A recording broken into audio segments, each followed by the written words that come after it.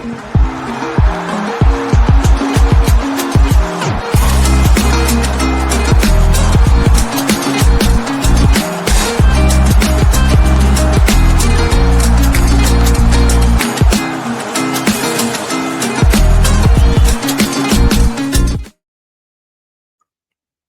and welcome back to El Partido, yet another Spanish football podcast, but as always with a little nostalgic twist.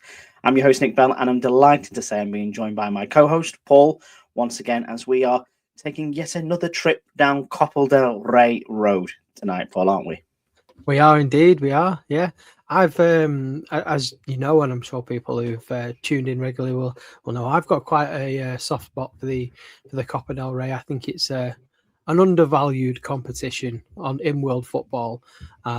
I'm very pleased actually that this season there's a couple of games that have been free to air in the UK as well. On one of the terrestrial channels that if they want to pay us, I'll name them, but they're not paid us, so they're not getting named. But I just think that's really good that it's opening Spanish football up to a wider audience in the UK. And interesting that the match that is on at the time of recording is not one involving either of the so-called big two either. No, she's really very big are involved. Yes. Yeah, big in their own ways, but like that free to air element could quite have easily been. Barcelona against Albacete, which you saw the other night, which was, obviously it's on Premier Sports, but that's behind a paywall. But it's good to get it on terrestrial television and sort of like open up to the masses. And so people get to, enjoy a bit of Spanish football on a Thursday evening as well. Let's not forget when there isn't any usual other football on too. So, no, it's quite good.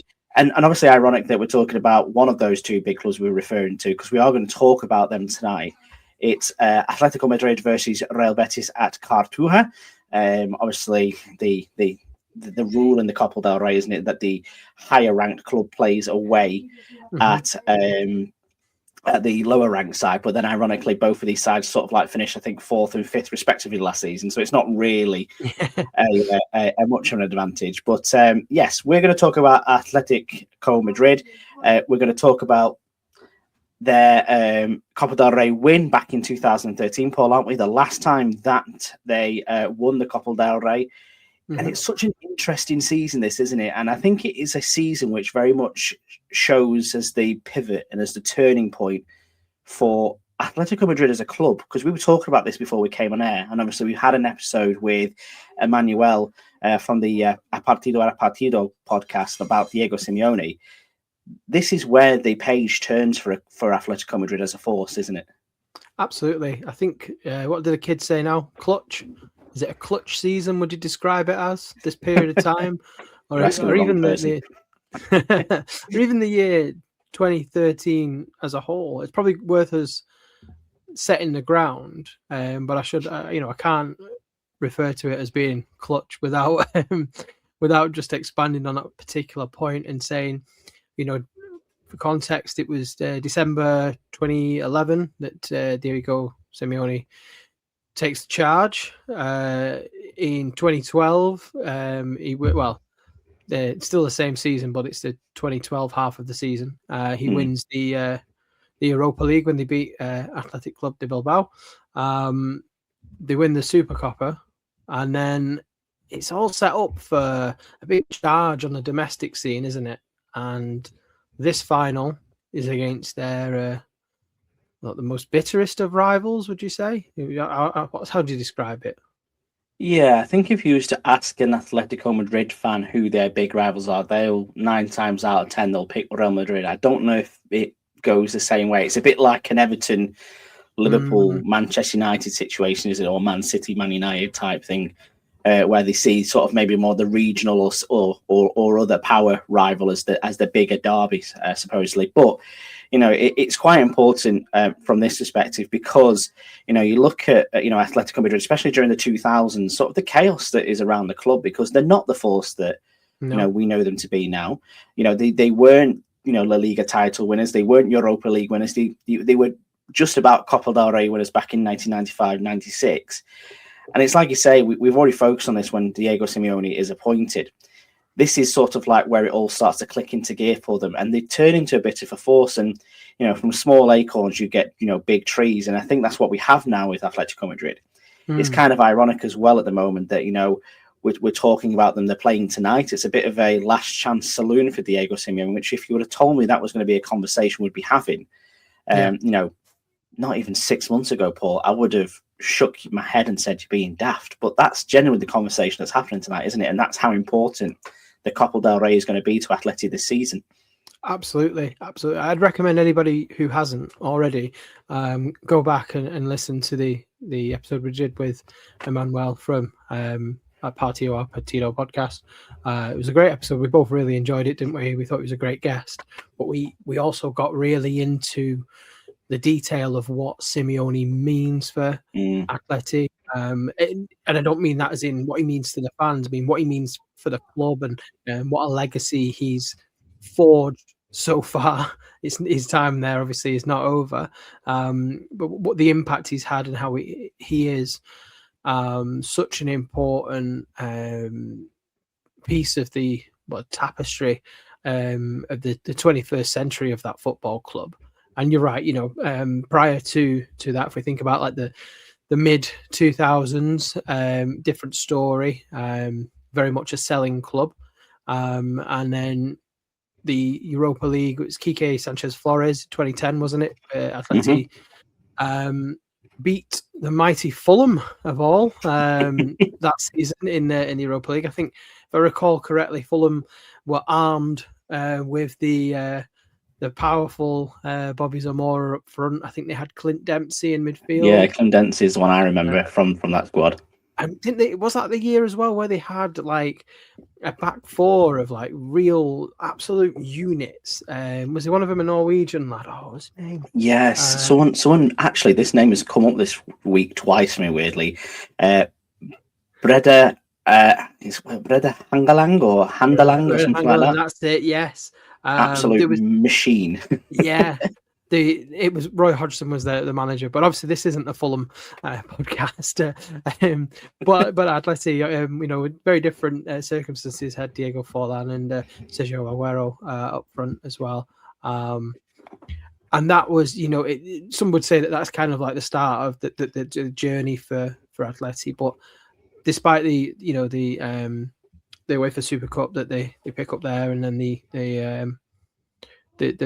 trophies that they pick up in the first sort of 12 months of or 6 months even of Simeone's tenure, be it the Europa League that were mentioned before and the Super Cup, I feel like the Copa del Rey that comes at the end of the 2012-2013 season, like I say, is more of the clutches, and because what it sets up for the following year, which we'll do another podcast on the 2014 season for Atleti, but yeah, what it positioned them as, and what this means as a point in the recent history of the club is significant. It kickstarts it, and because it's a domestic trophy won against the arch rivals of their club, in their opponent's backyard as well. Don't forget, it's kind of them announcing the Simeone, the Cholismo team announcing itself on the Spanish football scene as I'd probably say not so much an underdog anymore, but an equal of a different type of construction, but definitely a force of equal power and strength. Yeah, I think it's very interesting on two of the points you've made there, especially around obviously the way Atleti used to be, a selling club. You look at their conveyor belt of strikers that they've had over the years who have moved on for massive money, starting with the likes of Fernando Torres and Sergio Aguero, who went obviously to your beloved Manchester City. I find that completely ironic now, especially considering I think I saw a stat the other day that in this January transfer window, something mad like La Liga clubs spent, I don't know, I think it was something like 80 million euros, for example, and 50 million euros of that were Atleti. And it was the same in the summer as well with some of the recruitments too. They are a spending force now, and they've got some major financial backers there too after the recent ownership changes. But I also like how, you look to separate, this season and the season that follows as sort of like, this is the testing ground, isn't it? This is where we get to see Simeone in action and, getting that validation of building that culture, building that team that's forged on discipline, building that emotional intensity that translates through to success.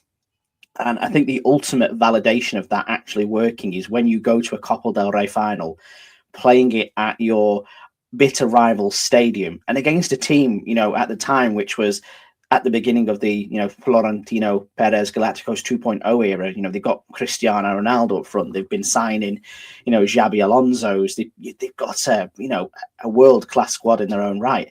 And the fact that they could get a result like this and win, their first Copa del Rey since 1996 is testament to that, isn't it? So we're going to go through. We're going to talk about how they kind of get to where they're going. We're not going to talk round by round because it wasn't just going straight through to the final. And I think we were talking as well, weren't we, that they began basically in the early rounds. And the early rounds of the Copa del Rey works very, very differently to the FA Cup, which is kind of like the only tangible competition you can compare it to, can't you, Paul? Which is basically the FA Cup is always going to be a gamble. The bigger teams do join in the third round, but you could be drawn here, there, or everywhere. There is a coefficient with Spanish football in the Copa del Rey. So the bigger sides tend to get drawn against the smaller sides. So for example, if you're a La Liga club and there's a Premier Ref side, you'll get drawn against them more likely. But you've got that added issue of having to sort of like, I think nowadays go away. I think back then it was two-legged, wasn't it, if I remember rightly? Yeah, it was the double-legged ties, yeah. Which is only recently, actually, it's changed, isn't it? Is it just post-COVID? Yeah, I believe so, yeah. But they can be bananas skins, can't they? Especially when you go, away to a smaller club. And, you famously, we can look this season with Real Madrid and Albacete, going away to the Estadio Coles Belmonte. But even, back around this time, and again, could be an episode in itself, is the famous Alcorconazo, where Real Madrid lost to Alcorcon at the Estadio Santo Domingo. So, when Atleti get drawn with Real Jaén, I think the really good thing that Simeone does at this time is he takes the same approach that he would do to a Real Madrid, a Barcelona, a Valencia, Sevilla, whoever it might be, but he does the exact same for Real Jaén, who were a Segunda Division B side at the time, so just below the Spanish Segunda. And take him to a quite a unique place in Jaén as well. I don't know if you know whereabouts in Andalusia it is, but it's fucking remote. And the people from Jaén are very, very proud of their football club. So it's quite an intense place to go away to. Yeah, and I think as you mentioned the Alcorconazo, I mispronounced that as well, but that's what we do on this podcast, isn't it? Yeah, we're not Spanish. I remember that at the time writing about that for the website that I used to be quite prominent for over the bar. That was a particular point in time where I do remember that was quite a seismic result, and it definitely got a lot more people paying attention to the Copa del Rey as well. And you're right, yeah, but that's the challenge that's posed by going to these lower league stadiums where the fans are a lot closer to the action. The players don't have as much space between them and the terraces, and the pitches feel tighter, and you've got to play a different style, and the atmosphere is hostile from when you get off the bus, in a different way to what it might be in a packed stadium. And typically those smaller teams play a different format to you. And I think, it's really quite interesting to see the difference between Real Madrid losing to Alcoyano, which was, I still think it's about 5 years ago now, 6 years ago, can't remember now. Was that, the Madrid team's more of an expansive playing team, whereas this 2012, 2013 Simeone side was combative. So to go to a lower league team, they kind of, if they're to change their tactics, they're matching you. They're matching the style that you have yourself. So it becomes more of an attritional battle, and I think it's fair to say that Atleti made relatively light work of it in the process because it was two styles of similar approach. Well, I think that's the sort of the big thing that Simeone does in these early days, and we just mentioned it then that he approaches a game in exactly the same way that he would do, regardless of his opposition. But I think what he does with the Copa del Rey this season, especially against lower opposition like Real Jaén and certainly Getafe in the next round and so on and so forth, is that unlike other clubs where you look at Real Madrid, Barcelona, Sevilla to a lesser extent at the time, and they've got an 11, haven't they? They've got a stable of superstars. That's their 11. They play week in, week out. And when it comes to playing these games, rightly or wrongly, it's not them disrespecting the competition, but they throw a rotation in there. And they'll start to play, maybe teams, players who've come up from the Bayside or players who've been sat on the bench for large, portions of the season. Sort of like fringe players, as they used to call them. Don't really do fringe players anymore, do we? Because you nowadays squads have got 2 or 3 players for every role, and there's 80 games a season, so everyone gets a turn. Yes. Whereas back then you'd have like a guy who was a bit of a journeyman, but he was still quality enough to play at the top level. I'm thinking of the we just had the transfer window and I was looking at some of the mad deadline day deals that they had in Spain, and like during when Julian Faubert signed for Real Madrid. That's the kind of player I'm talking about. Do you know what I mean? Like ones that you're not expecting to play. And I think the problem with that sometimes is that they don't have the same interest. They feel left out, so they don't put in the performances. They struggle to get up to match fitness and to intensity. Yeah. And what you see with Simeone's culture this season, especially in these early rounds against Jaén and Getafe, is that he reinforces that squad depth is important to Atleti. He tells the players, who aren't always going to be in that starting 11 in the league or playing in the European matches, that they're part of a strengthened collective, and basically convincing every single squad member that their role mattered and not that they were just there to make up a number. They weren't a fringe player. So maybe it was the, I don't want to say along with Pep, because I think Pep still at the time had fringe players. But he kind of sort of wanted to get that culture where everybody mattered. And I think that still matters today to him. You see that with his Atleti side, it's slightly different, but everybody still has their role and routine. So they get through that early test of Real Jaén with absolute ease. Diego Costa, sort of announces himself. I'm not saying he announced himself against Real Jaén. He'd been a pretty decent La Liga striker before this season, but as a Simeone asset in the Copa del Rey this season, in this game, he is just everywhere, isn't he? He's combative, as you said. He's making an absolute menace of himself. He's psychologically, winning those duels against those defenders who quite clearly, see him as a different level of footballer that they ever play against. Yeah, yes, yeah. And to go to your point as well, like particularly about that squad and of that era and being inclusive. So, is it worth just naming some of the players that were in the team that year? So this is the season that some people will remember that Atleti played Chelsea in the Champions League, and it was controversial in the sense that Chelsea allowed Thibaut Courtois, who was on loan, to play against them in the competition. So you had Courtois in goal, but then you had Juan Fran, Godin, obviously, Miranda. I think Felipe Luis was first choice left back at the time. We still had Mario Suarez in the team. Gabi, Koke was still. Well, it feels like he's been still around there. forever. yeah. Ada Turan, obviously you mentioned Diego Costa, Radamel Falcao, but in the squad as well there was Raul Garcia, Adrian, Christian Rodriguez. I think it was Oliver Torres in the squad then? Had he just broke into the side? I think he had. I think he was coming through at this time, yeah. I think he was one of those ones that were got to burst onto the scene, weren't they? Yeah. I think he ended up at Porto after this, didn't he, if I remember rightly? Did he go back to Sevilla then after that?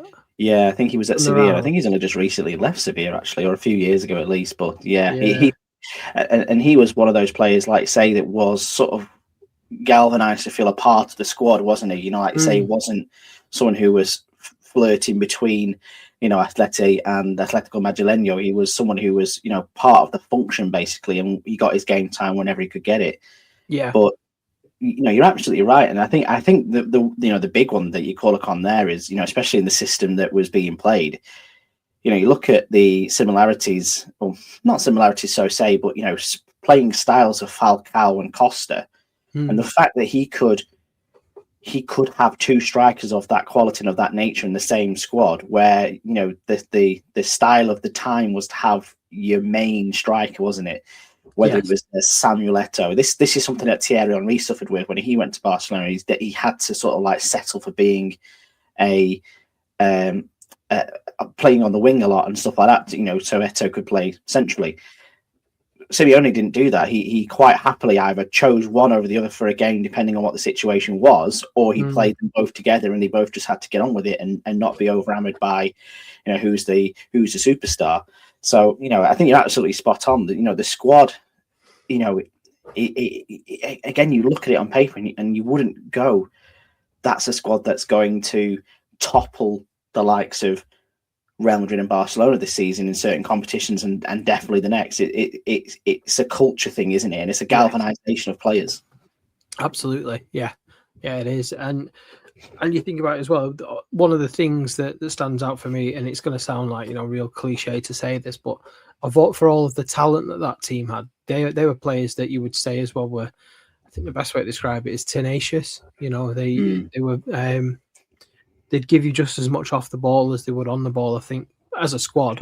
And there were characters in there that, people will look back and think, oh, he was a master shithousery perhaps, or which, it is something that at the time wasn't particularly popular, but I think has grown to be something that's an appreciated dark art, hasn't it? I think for its own way. But that's not to say that this wasn't a team that was technically gifted, or because they really did have some players who could pass you off the park as well as leave something on you if they put a challenge in. And they all seem to have a set of lungs, and that's despite the fact that obviously Falcao and Diego Costa are two players who. Probably we think of as having quite troublesome injury records over the course of their careers. Yeah, no, absolutely. Like say you see the way that they play and the way they can approach your games and things like that. Actually you probably think now maybe some of those long-term injuries that they do suffer from. Yeah. Cause and effect might be kicking in here as well, but it is a team that does start to thrive on not chasing the spectacle, do they? It's about professionalism. It's about getting that job done. It's that Choloismo, as you've said. So it starts to become the overriding factor, and you see that as they get past Getafe quite easily. The first leg at the Vicente Calderón, basically the tie was decided before they even got to the Coliseum in the next match. It was a large win in the first leg. They get to the Coliseum, and you expect, again, multiple changes. Bringing in fringe players just doesn't happen. Professional, play the game, controlled, measured, pretty much uneventful the second leg, because Simeone was like, well, we don't need to go out and put another 4 past Getafe. It's just not necessary. So they keep that structure and they keep it going. After this point, when we look at getting past Getafe, this is where you get into the I don't want to say the fun part because that's disrespecting the competition, but that's where you get most of the bigger clubs remaining in the competition, don't you? So just like tonight, at the time recording, Atleti are heading down to Cartagena to take on Real Betis. Obviously, Real Betis are not at their home stadium because it's been knocked down and renovated to build something spectacular and new. But again, Real Betis at the time, sort of similarly to Atleti in a way, were a club that could compete, but were also a bit also-rans, weren't they? They'd had a few Copa del Rey successes themselves during the noughties. We're going to do some episodes on them for definitely. But they were a team that, were capable of bringing in a pretty decent core of squad together, similar to Atleti. But it's actually quite an interesting matchup here because Real Betis never really got to the same heights as where Atleti did during the 2010s, 2020s era. It's certainly a what could have been compared to Atletico Madrid, isn't it?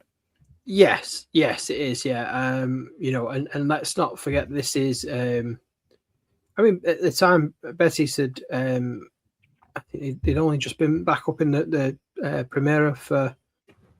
Did they get promoted in 2011? I think it was after 2 years away, and then they would get relegated in 2014. They were yo-yoing really around this time, and I think we probably need to. Oh no, we not probably. We definitely need to do an episode on Betis that's explores what it means to be a Betico, and they're a special club in their own right. You know, I think as well that fan base is incredibly articulate when describing their own team, but they also have a really good sense of humor or maybe a dark humor as well, or gallows humor, I think we say, about the fortunes of their club. It's a proper working class club, isn't it? That's the thing. Yes, and it's very storied. And I think that what goes in favour for Real Betis, especially going into this tie, you know, in hindsight, not knowing what they know about Atleti now, or certainly what was going to happen this season and the next, is that they weren't to be intimidated by Atletico Madrid, were they? They arrived, they were organised, they were really sound of themselves, you know, fully aware that, you know, this is also an opportunity for them to have a bit of a cut run as well. You know, they're only 2 steps away from being in the final 2. So, you know, it wasn't as written that Atleti had a guaranteed right to get through here. No, again, absolutely not.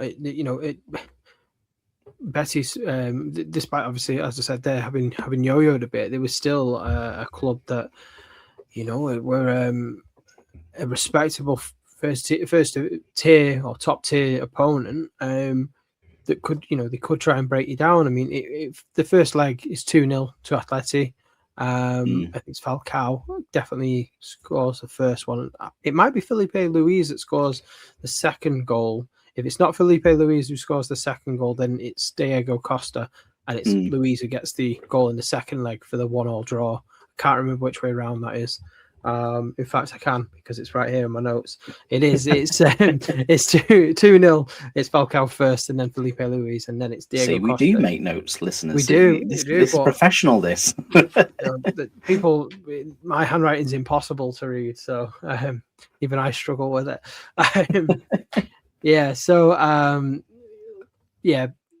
Second leg, Costa makes it 3-0, and Betis do pull it back to make it 1-0, but obviously it's 3-1 in aggregate. But that's not, you know, a 3-1 scoreline makes it sound easier than I think it probably was. You know, there's a tension there as well. Let's not forget that this is still a turning point in Atleti's history, I suppose, that go into whether the club's aware of it or not. I think there's definitely an undercurrent or an expectation that they're not to be taken lightly. It certainly in La Liga. I think that up until they reach the final, I think the Copa del Rey is seen as a bonus for them as such. But it's pretty clear from the way that Simeone sets his teams up on the route to the final that every game matters to him, you know, and that I think, as you mentioned before, about making the squad feel part of it. That there's some tough opponents, as we find out. Obviously, they've faced Betis, and they're rewarded by another trip to Seville for the semi-finals. Another long road. I think it's important as well to look at, you know, certainly the approaches that Simeone took in both these trips to Seville as well, because you can see the mirroring between the quarterfinal and the semi-final. At home, like say, controlled, astute, you know, clinical, doing the jobs they need to do, and obviously get the thing away. You know, it was more about controlling the risk, isn't it? It wasn't about surviving what, you know, Real Betis or Sevilla would chuck you. It was controlling those risks. And I think, like you say, that's the validation of the, you know, Cholismo approach once again. It's a test of maturity, isn't it, for the squad? And basically, they look at getting into the semi-finals of, you know, like you would do with any competition. It as you've mentioned, it looks less like a side quest now. It looks more like a genuine path to actually doing something. Let's make some history. Let's find a way to have, you know, a bit of additional silverware. And, they really started to prove it with, a very mature victory over Real Betis in the quarters. And then you get through to Sevilla, who at the time, again, we talk about this kind of era quite a lot, don't we, on this podcast? And you've got Valencia's, which can do something that could one year be, quite happily sat in mid-table, but then will win the league the next. Or, around this time, it was Sevilla that were the team that were generally threatening the established top two, weren't they? Sevilla were that club, weren't they? Yeah, absolutely, they were. We've referenced Sevilla a fair bit in the past. Now, again, another club that we should try and devote some more time to as well, because they've got an incredible storied history as well. This is another tough challenge, arguably tougher at the time than Betis was. It's a case of the first leg is at the Calderon. Atleti take the lead via Diego Costa from the penalty spot in the 50th minute. And then Sevilla pull one back through Alvaro Negredo in the 56th minute, which is also the beast of Vallecas. That's another penalty, and then with 20 minutes or so to go, another penalty. This time it's again for Atleti, so it's 2-1 in the first leg. But you'd see that and you'd think, 3 goals, all penalties.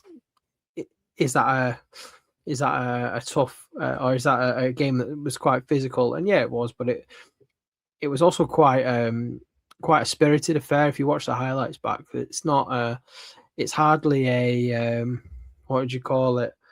It's hardly a Getafe or Stoke versus Stoke sort of game. It's Stoke. Yeah. It's not a Getafe versus Getafe sort of style. It is quite an open game, but if anybody looks back through the match reports and sees it as 3 penalties to decide, it's not. That doesn't do it justice. It is quite a feisty affair, and that set things up for the second leg, which is away from the Calderon in the Ramon Sanchez Pizjuan, which can be a cauldron, can't it? As I think we definitely, when we came to our World Cup stadium choice episode, where we talked about the atmosphere and the intensity of playing in Seville. A tough game and no penalties. There was like a switch, wasn't there, on this one? Yeah. So as Costa opens the scoring, doesn't he? Which makes you think, it's going to be 3-1. But Sevilla have other ideas. They pull a goal. It goes to 4-1, I should say, because Falcao gets one just after half an hour. Then Sevilla get 2 goals back. I think the second one is like the 91st minute or the 93rd minute. I know I've just written down very, very late, and then put squeaky bum next to it. So that's how I summed up that when I was making my answer. The way I look at this is it's kind of like, and I think it goes both legs. It's like if you've got three kids, and you rightly or wrongly, you shouldn't have a favourite. But let's say there is one favourite, and then the other 2 have kind of got to squabble out with each other, don't they? To be like, I'm going to be second best. I'm going to be, the next one. That's what Seville against Atleti felt like in this period. And it wasn't just confined to this semi-final either. It was like this in the league. It was like this the year after. It was like it the few years before it as well. It felt like both of these 2 sides were jostling to be that third team in Spain. And Sevilla for a long period of time were threatening to do it. Atleti went one step ahead and actually did it. But in this one, I think, especially in this second leg, when you see some of the doubt that creeps in, this is the only time in this campaign where we see sort of some of that, restraint and organization and discipline that El Cholo applies. Kind of ebb. It kind of became, we used this analogy a few times, didn't we? 2 kind of like boxers just going at each other towards the end, and basically one of them had to blink, didn't they? Yeah, and it's it's noticeable that you hear the rise in the atmosphere when you watch the highlights back and watch the game back itself. It's there's a tension, and I think that is because of would you say nervousness of taking the next step, because they know that this is going to be a real opportunity. If they can get to that final, that's the key thing, and to sort of put it into context, the other semi-final was Barcelona and Real Madrid. Yeah. So which is a great opportunity in itself, isn't it? I know you've got to play one of the big boys, but the fact that there's not a final where both the big boys are together is an opportunity itself, isn't it? Absolutely, yes. And I think as well, this is. Am I right in thinking it? This is the Classico, where does Mourinho poke? Is this the eye gouge Classico where it all kicks off? This is the one where it does all kick off, and kind of like Mourinho goes full Jose, as we definitely need to coin it that way. And again, we make these references a lot. There's an episode in Jose Mourinho in Real Madrid, which might be even more relevant considering some of the rumors which are flying around at the moment. But there's a lot of this, isn't it, where there's the eye poke, there's the kind of like celebrating in front of the Barcelona fans as a Real Madrid manager, especially being ex-Barcelona sort of staff at one point under Bobby Robson. Yeah. And the iconic picture I always see, it's the sort of like not quite a knee slide, is it? But he's on his knees, sort of like celebrating in that grey suit, and it's that big game, isn't it? Where basically. Again, at the time, Real Madrid was sort of, the same way we speak about Atleti living in Real Madrid shadow, Real Madrid were living in Barcelona shadow to an extent. So, the same emotions which were up for show there were being shown there as well. Yeah, I can tell you it is definitely that season, because it's also the season where Real Madrid went 2-0 down in the opening game of the Champions League at home to Manchester City. Unfortunately, they went on to win that game 3-2. But when they get that winner, he does a similar knee slide on the pitch as well there. Loves an knee slide. So I think he went through 2 of his Matalan suits during that season at least. This was that. You're right. This is probably peak Jose Mourinho, Real Madrid. All of the pantomime that comes with what you think of the embodiment of being a Jose Mourinho era Real Madrid, I think is in this season, really. That'd be fair to say. Yeah, this is sort of getting towards the there's always a peak with Jose Mourinho, isn't there? Yeah. No matter where he goes. Before that, it all starts to turn sour in a way that only Mourinho would do. But again, them getting through that game against Barcelona, and I think if you used to ask, many of the Real Madrid faithful, who would they rather play, Sevilla or Atleti? They would, of course, have said Atleti, because they just have that hold over Atletico Madrid at the time.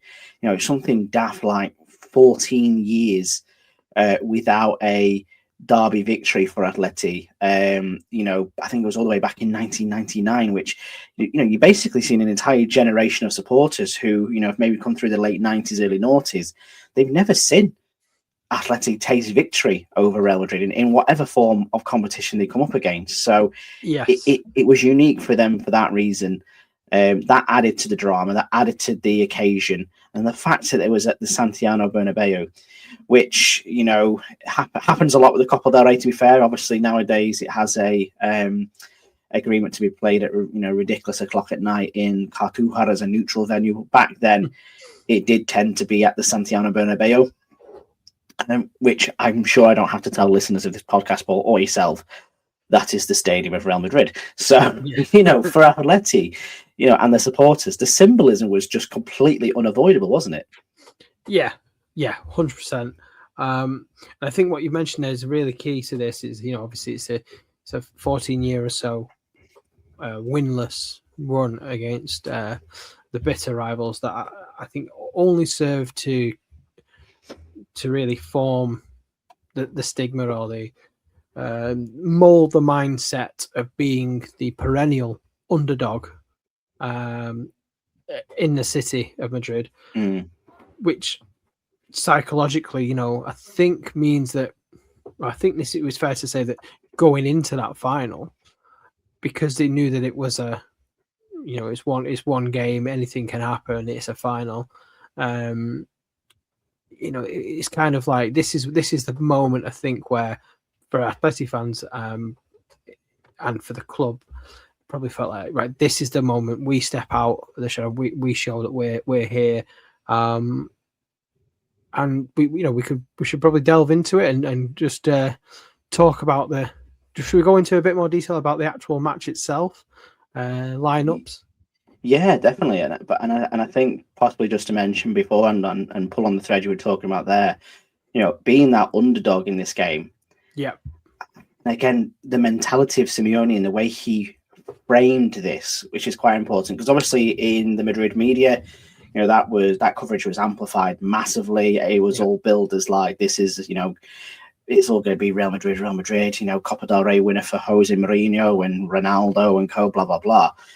But when Simeone was quite pragmatic about it and he spoke about what the game is like and he acknowledged that, to an extent, this is a bit of a free hit. Yeah. Like we're in a final. That's a bonus. That's validation enough for me. We've got the freedom to compete in this game without having that burden of expectation, which, again, when you look at the way he implements that with his squad and the way he speaks to his players and the culture he has that season, it says everything you need to know about him, sort of like lifting that symbolic weight that would be on the squad ahead of it, wouldn't it? It kind of must be very liberating, mustn't it? Yeah, I think it's kind of when you think of the context.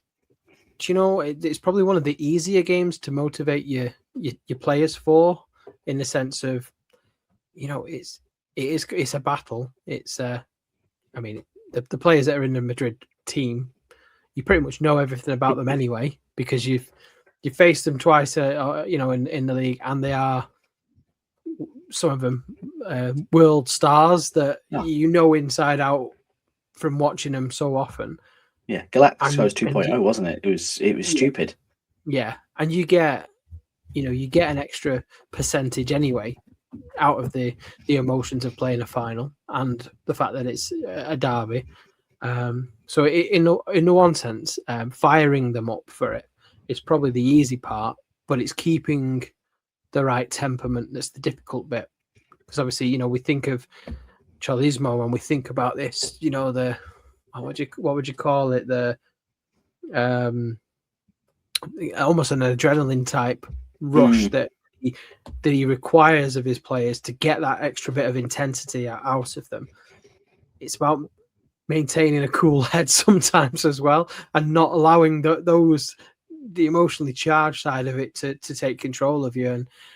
And it's a very, very tight game of football. And if you watch the goals back, it's fine margins. All three of the goals that happen in this game, I think, are moments of fine margins. Yeah. Do we want to talk about it now, or just want to name the starting lineup to refresh people's memories? You think? Yeah, let's talk about the players just so we can compare the squads that we're talking about here, because I think sometimes as well, sort of like lost in either the sands of time or some mad Mandela effect. You would think, stepping onto the pitch here, these two sides would be equals, but they're far from, aren't they? Yes. So if you've got it to hand, read through them, because then that'll really highlight, what a victory this is.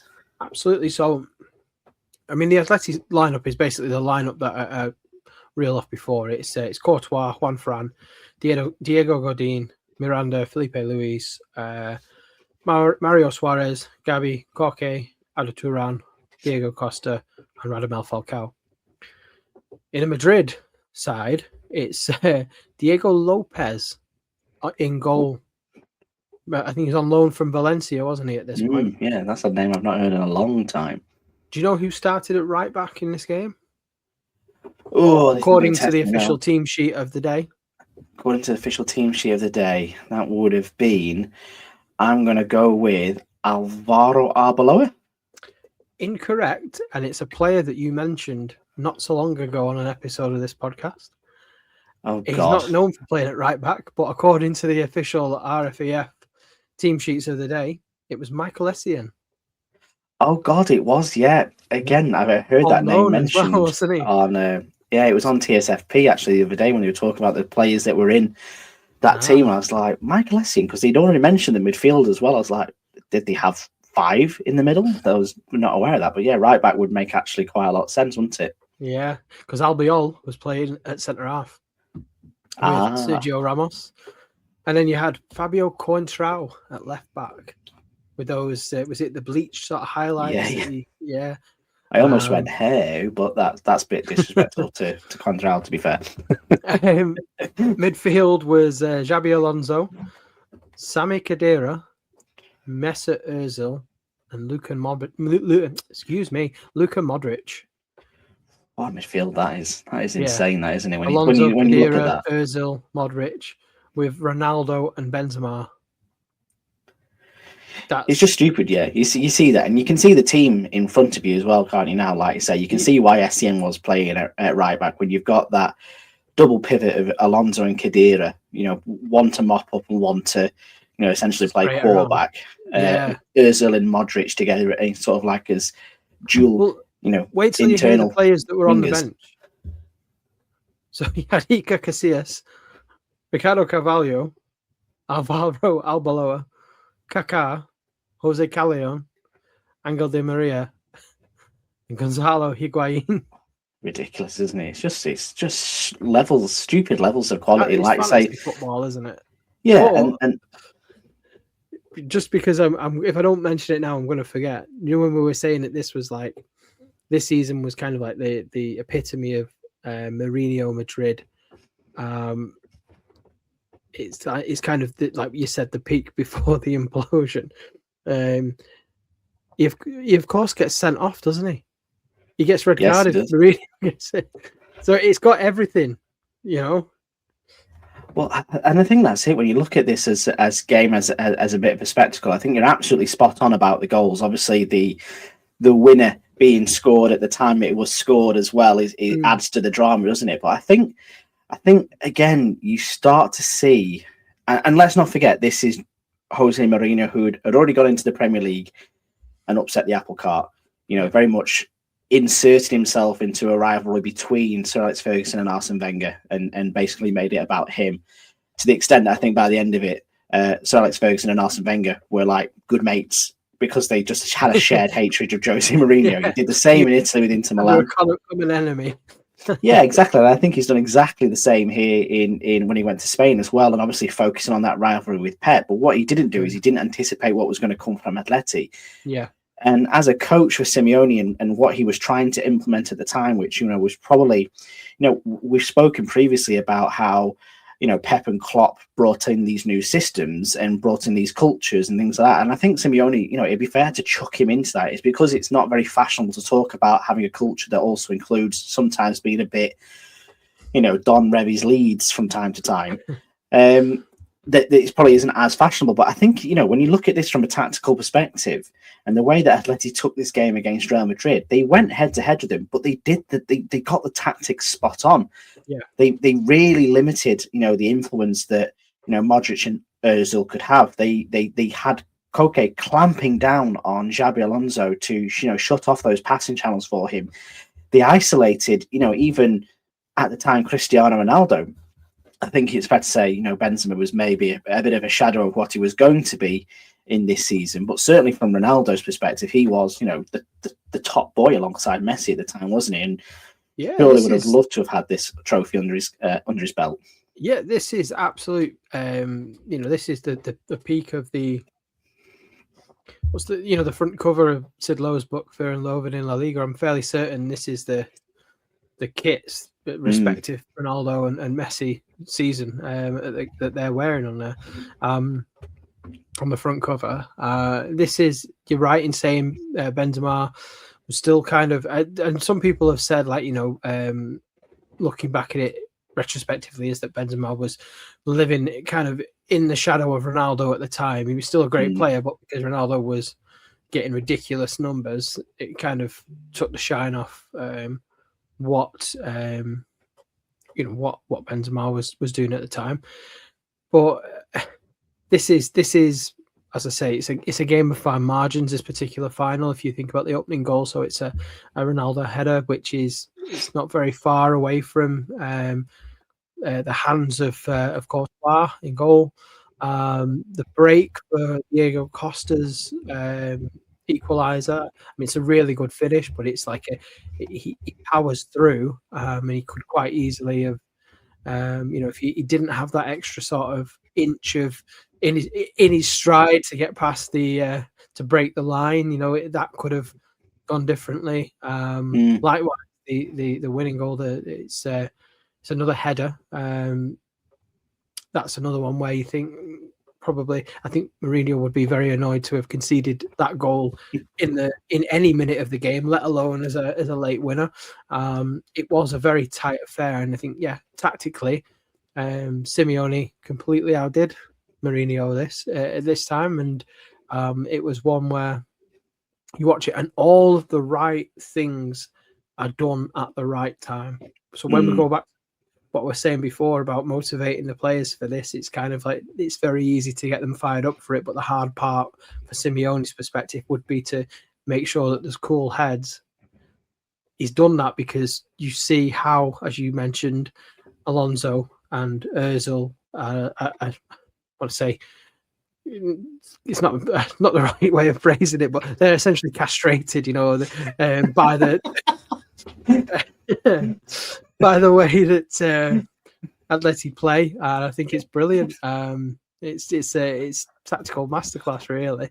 I'm laughing especially because that's just what I've had done to my dog this week. So it feels like that word is just following me around at the moment, which is interesting. But you're absolutely spot on. Like you say, they were cut from the waist down, and they just couldn't implement their plan at all. And I think it's really interesting how the mentality really helps them through those final moments. They've got the advantage. They've got what will turn out to be the winning goal. But every clearance, every tackle that is thrown in by an Atleti player is celebrated like it's the final whistle has just been blown. It is that level of we are so close to doing it. And when the final whistle does blow, and sort of like there is initially a bit of a silence when you watch it back on the highlights. There is a bit of a type moment. I think first of all, from a Real Madrid perspective, they can't believe they've lost, and obviously as the overwhelming majority in the stadium will be Real Madrid fans, there is that sort of like somber who of things where they're like, well, that's not very good. But there's also maybe like a pause for breath for disbelief from Atleti fans. And certainly on the pitch, you can see, Simeone initially sort of like just stood still and going, fuck, we did it. Do you know what I mean? Like, we did it. And then you get to see all the celebrations, and there is nothing like, surely as an Atleti player, fan, socio, whatever it is you are related to the club, winning the Copa del Rey, beating your city rivals on their own patch is just incredible. And you see the scenes at the end where they've got Simeone in there tossing him up as the squad to celebrate. He's one in that perfect all black suit that he usually wears. I think it was Juan Fran who had the flag, the Atleti flag, on the pole at the at one end of the stadium behind the goal where the Atleti fans were. Right. Yeah. Like, he didn't go full Souness. He didn't plant it in the middle of the Bernabeu pitch. But, still to have that, going. And obviously the trophy lift and, winning the Copa del Rey, like I say, it wasn't necessarily just the validation that they needed to say, well, actually what we're doing is working. Let's carry on doing it. We're changing what happens. It exists as a moment in Atleti's history where basically life changed. And, people say, oh, well, they've won the Copa del Rey before. I think they've won it 10 times. Why not that time? This wasn't just about delivering a trophy. It was smashing the established order in the Liga. And not, not to a longer extent, because I think rather controversial, I possibly don't want to get into this too much now. I think a lot of stuff has been done as a causality of the successes of the likes of Sevilla, the likes of Atleti to an extent, where, I'm going to be very careful what I say here now, the top two sort of like shut doors a little bit. Do you know what I mean? That's why you see the changes in the Copa del Rey. That's why you see the changes in how money is distributed in Spain, because I think they started to think, actually, there's a real threat here that La Liga might not be the two-horse race we think it is. Yeah, well, as we, to sort of round things off from where we started this episode, when we talked about this being a clutch season, obviously this is what they'd won the Europa League, they'd won the Super Cup under Simeone. This was the first domestic trophy. It's won over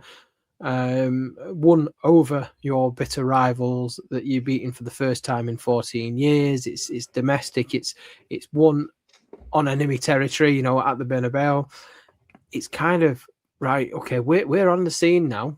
And what it sets them up and carries the momentum forward. They've established a style of play. They've learned how to beat, arguably one of the strongest squads in European football. And they carry that into the next season. And it goes from there. And we'll explore what happens in 2014 on another episode. But it's like that, isn't it? You're right. I think it is a turning point. It's a significant milestone. Is probably the best way, but it's a milestone, and it's one that that gets celebrated. I mean, I know we're not really one for current affairs, but obviously we did mention at the start that this is ironic that we're talking about it tonight as one of the trophies that Simeone first won with Atleti in Spain. It's the first domestic trophy, but they've it looks very much like I think it's safe to say by the time this goes out, it will be confirmed, because it's 67 minutes played tonight and they're 4-0 up. So I think it's safe to say that Atleti have reached the semi-finals of the 2026 Copa del Rey. Now, when this goes out, that statement is incorrect. Wow, what an incredible 25 minutes by Real Betis to turn things around. We've not mentioned him yet, but vamos Manuel Pellegrini, if that does happen, to be fair. There we go. Ring the bell. Got him in. There's Pellegrini klaxon. Absolutely, definitely. But and I think you're right. And I think, we're not a modern football podcast necessarily, but I think it demonstrates, where Atleti were and where they are now by the fact that, they do spend the money that they've got, and that money has been churned from not through player sales necessarily, but through success. They've reached Champions League finals. They've gone on to lift the league title once again. They not only produce spectacular players now, they go out and buy spectacular players. And we look at the signing of Ademola Lookman, for example, and he wouldn't be one you would class as a Real Madrid Galactico, for example, but for Atleti and what they need to do, he's a very, very good signing in a space where they're in it, and they think smartly about what they do. Atleti, they box clever. I think the only thing I would say about that is that with that success has grown a different sort of tangent for Atleti, where maybe the benefits or sort of the culture of Cholismo is possibly hanging on by its fingernails at the moment. And that's why we said at the start of this episode, depending on the result tonight and depending on what happens in the Copa del Rey this season and why it probably is so important, they're pretty much out of the La Liga title race. They are pretty much, guaranteed not to have any kind of European success this season. So this is the last roll of the dice, and you don't have the same owners or the same sporting director that he was used to working with. And there's new pressures that are arriving there at Atleti to basically not just consolidate themselves as Spain's third teams, but actually go and beat the likes of Real Madrid, Barcelona year in, year out. And it's whether El Cholo, I feel, sad to say, whether he might not be part of that, if we was to be listening to this back in July later this year, for example. 100%, yeah. I mean, look, the thing is, success, they say, breeds success, but it also changes expectations. I can say that from, experience of having been dragged up in the 90s watching Manchester City lose every week, well into the early 2000s, and how the fortunes have changed now is how, and some of the things I hear people at the stadium saying, I think you do not know how lucky we are. We might have lost one game or whatever, and I think you. And it will be the same in the sense for some Atleti fans that they've had success and they want it to carry on. But Simeone has continued to keep that club sustaining a challenge. They've not necessarily won as much as they would have liked, but they've won a lot more than any other club outside of the top two in Spain has been able to do for the last decade. And I think it's fair to say that if this is his last season, then he can leave that project, I think, with his head held high, and it'll always be an important part of that club's history. But it's not over. The fat lady's not sang yet, has she? Sorry. So we'll have to see. We shall, and like you say, sometimes it just takes one victory, the right time against the right opponents in the right place, and I think for Atleti, it was definitely the 2013 Copa del Rey final, which was that spark which has set them on a course to, breaking the established order to an extent. So, that's Atleti, and that's how they'll be remembered forever now. And whether, like you say, Simeone is there after the season, we'll see. But I'd really hope he is, just this podcast perspective, selfishly, Paul. That was Atleti winning the Copa del Rey final in 2013, and the importance of it, and sort of like the focus of it this week too. Thank you very much, Paul, for joining me. It's been an absolute delight to talk to you once again about, a really, really interesting Atleti side. We've got a couple of things to plug this week, haven't we? So you were on Super Sebasta. You put your belt on the line last week against Luke from Kit Launch in Barcelona, who was our guest last week. I won't reveal anything, but it was a pretty decent game. And what I will say, listen, I've competed in it twice.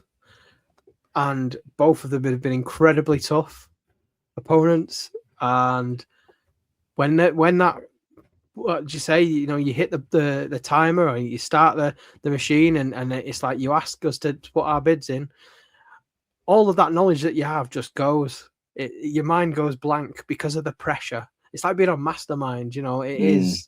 I think Matt, if he is listening, I think he's still haunted to an extent by Antonio Nunez. I think he texted me the night saying, "I still couldn't tell you more than 2 clubs that Antonio Nunez played for." So it's one of those games that can certainly get into your mind, like you say. Yes. We're also doing our first Q&A this week as well. So you can head over to the Patreon to listen to things like Super Sebasta, listen to a Q&A. We've had some absolutely brilliant questions in from a plethora of people, so that should be quite good too. And if you have not headed over there yet, we do now have a Substack where we are releasing articles. There's a lot more professional people over there on Substack, Paul, and I know you're on there as well, so I very much count you as part of that. And they're releasing articles every other bloody day, and I'm like, I cannot keep up with it. We do one every Monday on an El Partido perspective, and occasionally there will be an El Porto Primera preview as a good holding site for anything that's outside of La Liga too. So definitely go over there and subscribe to our Substack. It is free. We're not charging you for it. So, Paul, thank you very much for joining this evening. It's been an absolute pleasure, as always. Yeah, it's always fun. Glad to be back into the swing of things, Nick. Absolutely. I cannot wait to do this the same time next week. I'll say gracias to you guys at home. It's been an absolute pleasure. Do go like and subscribe our podcast wherever you find it. It really helps to spread the word of all things El Partido. And if you don't mind dropping us a little cheeky 5-star review, then that always helps as well. But for now, I'll say thank you very much. We'll see you next time. Hasta luego.